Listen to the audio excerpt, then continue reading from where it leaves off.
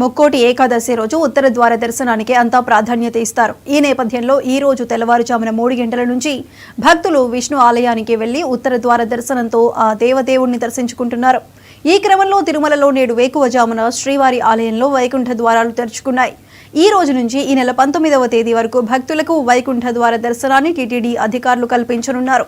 ఈ నేపథ్యంలో 10 రోజుల పాటు శ్రీవారి ఆలయంలో జరిగే అన్ని ఆర్జిత సేవలతో పాటు ప్రత్యేక దర్శనాలను అధికారులు రద్దు చేశారు.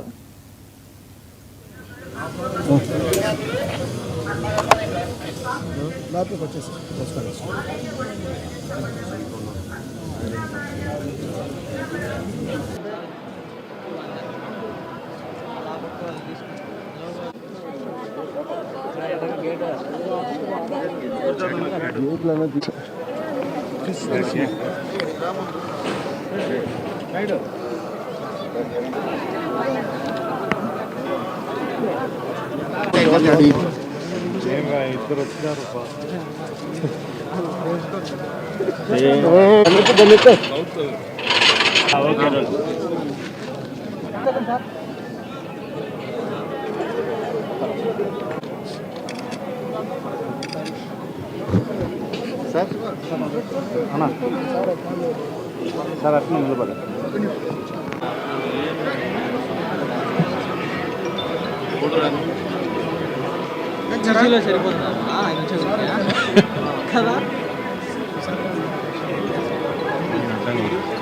వాళ్ళు చూసే కొడతారా ఆడిపోయినా మళ్ళీ ఆడిపోయి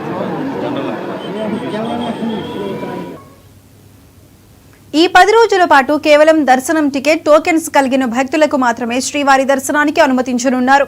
ఈ రోజు శుక్రవారం కావడంతో అర్చకులు శ్రీవారికి ఏకాంతంగా అభిషేకాన్ని నిర్వహించారు.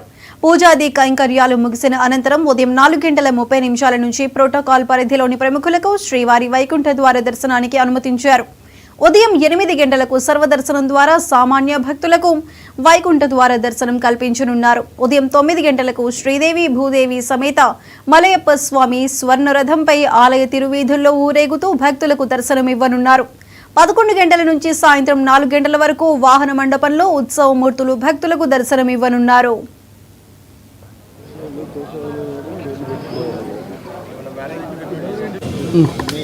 టేబుల్